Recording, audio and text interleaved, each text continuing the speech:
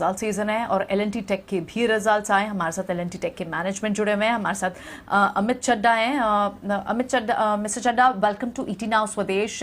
हमने देखा कि रिजल्ट्स एल&टी टेक के अच्छे रहे, सिर्फ रेवेन्यू में थोड़ा सा मिस आउट जरूर हुआ है, लेकिन I would like to understand कि आपके मार्जिन्स अच्छे रहे हैं और आपके क्या प्लान्स रहेंगे आगे कि ये मार्जिन के जो लेवल्स हैं ये सस्टेन्ड भी रहे।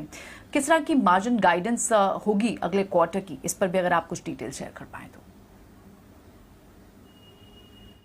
सो हम लोग फर्स्ट ऑफ ऑल हम लोग मार्जिन का गाइडेंस नहीं देते हैं। We normally provide revenue guidance.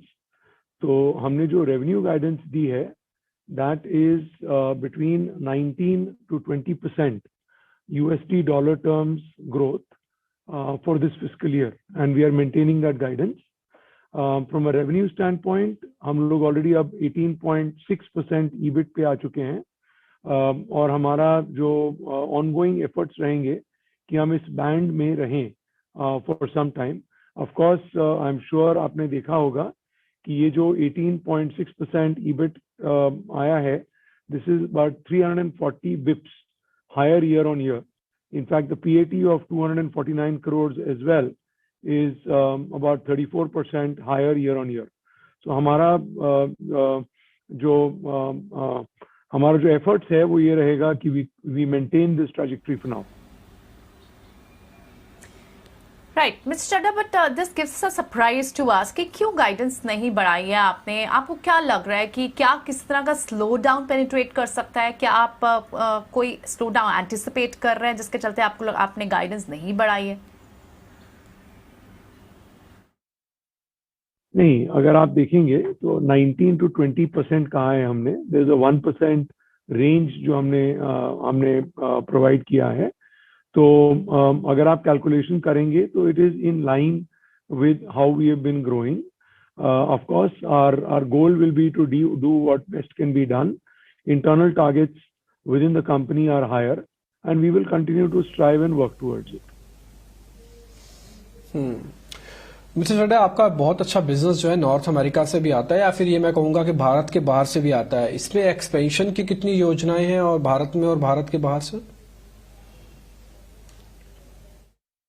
जी, तो हमारा जो कंपनी का मिशन ऑब्जेक्टिव है, हमारे मार्केट्स जो हैं वो यूएस, यूरोप, जापान हैं। हम इंडियन कस्टमर्स के लिए ज़्यादातर काम नहीं करते हैं, क्योंकि इंडियन कस्टमर्स अपना काम खुद कर लेते हैं except in very specific cases. So हमारा जो ग्रोथ रेट है वो यूएस, यूरोप से बढ़ता हुआ दिखेगा। Japan has been soft for us क्योंकि पैंडेमिक के चलते it's been kind of slow, but US, Europe बढ़ता रहेगा as we move forward in the areas of 5G, in the areas of electric vehicles, medical technologies, digital manufacturing, digital products, and sustainability.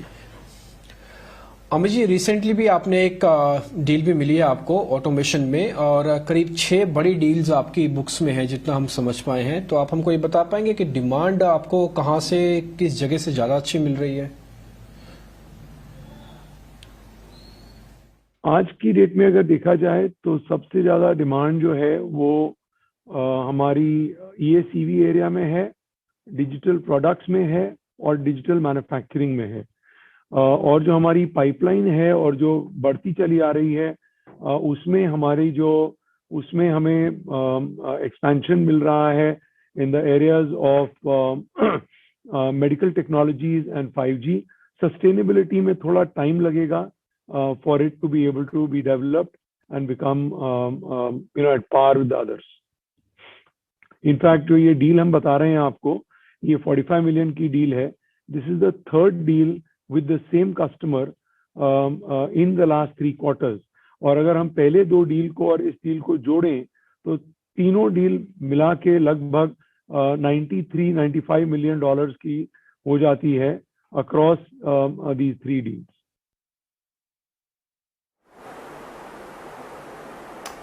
Mister Chadha, deal wins के बारे में और deal pipeline के बारे में थोड़ा व्यू दीजिए। सिक्वेंशियली हमने देखा है वहां भी थोड़ी स्लगिशनेस सी बन रही है, क्या ये वन ऑफ है या आपको ये थोड़ी इशू परसिस्ट करती हुई नजर आती है आगे भी?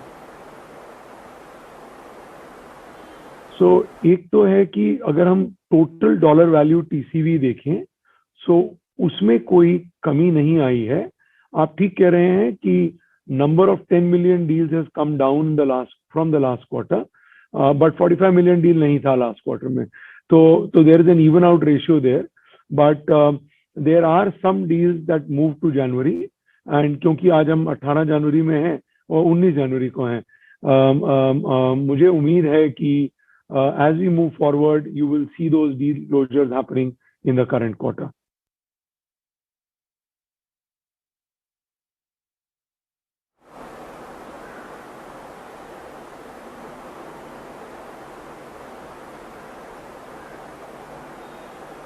Right, mister Chadha, deal conversations आपके किस तरह से हो रहे हैं यहाँ से? अगर हम थोड़ा फ्लेवर अगर शेयर कर सकते हैं तो। मैं दो तरह से रिप्लाई करूंगा। अगर पाइपलाइन देखी जाए तो our pipeline is better than what it was at the end of Q2, and उसमें कंटिन्यूअस इंप्रूवमेंट आ रही है। From a deal closure standpoint, total quantum TCV net new closures were almost the same as the last quarter, so there was no change there. Yes, the size of the deals was different, but agar so I am not so concerned about deal conversion. Yes, there were some decisions that could have been made in December because of seasonal slowdown. They moved to January, but that's about it. Right mister Chadha, क्योंकि हम जानते हैं attrition और hiring technology companies के लिए एक बड़ा concern रहता है, और हमने देखा कि आपने कई सारे लोगों को हायरिंग की है, आपने राउंड अबाउट 1900 प्लस ट्रेनीज को हायर किया है। एम्प्लॉय एट्रिशन कैसा रहा है आपका? अगर ये सिनेरियो आप थोड़ा सा हमें समझा पाएं, और क्योंकि लार्ज वेज हाइक रहा न्यू जॉइनीज का भी आईटी सेक्टर में, तो क्या आपके मार्जिन पर प्रेशर रहा है इस वजह से? मैं तीन बातें कहूंगा। सबसे पहले कि हमने 1100 फ्रेशर्स लिए थे Q1 एंड Q2 में, Q3 में हमने 1900 फ्रेशर्स लिए हैं। कुल मिला के अभी तक हमारे 3000 फ्रेशर हम ले चुके हैं कंपनी में। This has never been done in our history and we are doing it because we are confident about our future. हम Q4 में भी थोड़े से फ्रेशर्स लेंगे। अगले साल के लिए FY23 के लिए भी हमारे नंबर ऑफ फ्रेशर्स लगभग उतने ही रहेंगे इनटेक के हिसाब से। नंबर 1। नंबर 2 इज ये जो फ्रेशर्स हम ले रहे हैं, this is because we want to provide career progression for people that come to us and then stay with us. Number 2, there is new technology areas that we are able to train them on. जहां तक की attrition की बात है, तो हमारी attrition जो है 1% higher हुई है as opposed to last quarter. So instead of 16.5, we came at 17.5. But मुझे उम्मीद है we are working on various things कि by the time we get to Q4, we will stabilize. That is 2. Third, from a wage hike standpoint, we gave wage increase in July. हमने जनवरी में भी corrections किए हैं कुछ लोगों के, and then we will do our regular wage hike at the later in this year. Is it impacting our margins? We are working through it. I mean, there are various things that we are doing to manage that. On-site offshore ratio है, rate increase है, तो वो सब करके as आप देख रहे हैं कि EBIT margin improve हुआ है, PAT भी improve हुआ है quarter on quarter as well as year on year. So our hope is that we will be able to manage this equation. All right, one last question, Mr. चड्डा, क्योंकि हम जानते हैं कि स्टार्टअप्स का दौर है और कई सारे नए स्टार्टअप्स आए। इनफैक्ट अब तो स्टार्टअप डे भी अनाउंस हो गया। क्या आप देख रहे हैं कि आईटी स्पेस में भी किसी तरह के एक्विजिशन न्यू स्टार्टअप को एक्वायर करने का प्लान कर रहे हो? अगर ये कुछ डिटेल्स आप हमसे शेयर कर पाएं। जी, so we are planning acquisitions. In fact, we are actively looking at acquisitions. हमारा पिछला acquisition जो हमने किया था 5G के लिए, that was in October 2020, तो लगभग सवा साल हो गया।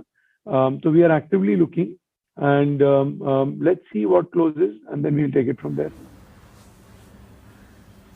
All right, thank you so much mister Chadha, आज हमें समय देने के लिए, अर्निंग्स पर, ट्रेंड्स पर, आउटलुक पर ये सब बात करने के लिए हमसे बहुत बहुत शुक्रिया आपका।